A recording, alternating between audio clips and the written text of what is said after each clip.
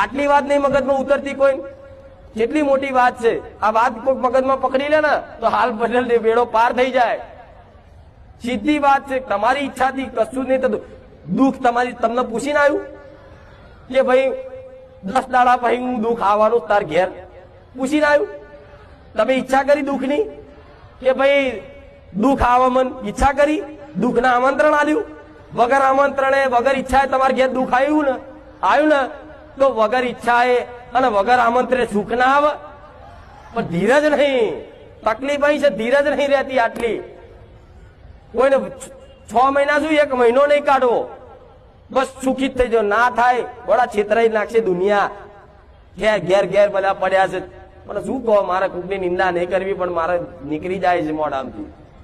છેતરી નાખશે, બધું લૂંટાઈ નાખશે. કઈક માણસે ભૂવા પાછળ 25-25 લાખ રૂપિયા છાપ કરી નાખ્યા, જમીનો વેચી મારી, વિધિઓ મોટી મોટી કરી. એમ ના થાય. એના સુખી થવું હોય ને તો આ બધી ભાવના રાખી કુળદેવીના શરણમાં થઈ જાઓ. ખાલી કુળદેવીના, બીજી બધી માતા એક બાજુ રાખો, ખાલી કુળદેવીના તમારા શરણમાં થઈ જાઓ. અને કઈક નો પ્રશ્ન એવો છે કે અમે કુળદેવી નહીં જોડતા, તો કુળદેવી ના જોડતા હોય તો તમારા ઘેર જે અત્યારે પૂજાતી હોય ને એના શરણમાં થઈ જાઓ. કુળદેવી તો હું હોત્યાલી.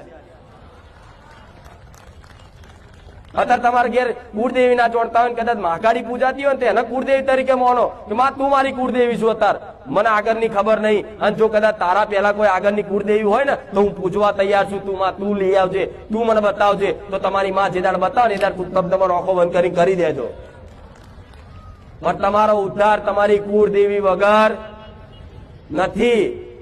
વિશ્વાસ આ વાતનો? અને કમ ના મત છો માતાઓ કમ ના અમત છો. ગોડા માતાઓની ઉપાસના ભગવાને કરેલી છે, ખબર છે ને? રામાયણમાં આદ્ય શક્તિની ઉપાસના ખબર છે ને? અને માતા ભગવાનની ઉપાસના કરે. બધી દેવી શક્તિ ને ભગવાનની છે ને એક તત્વ એક જ છે.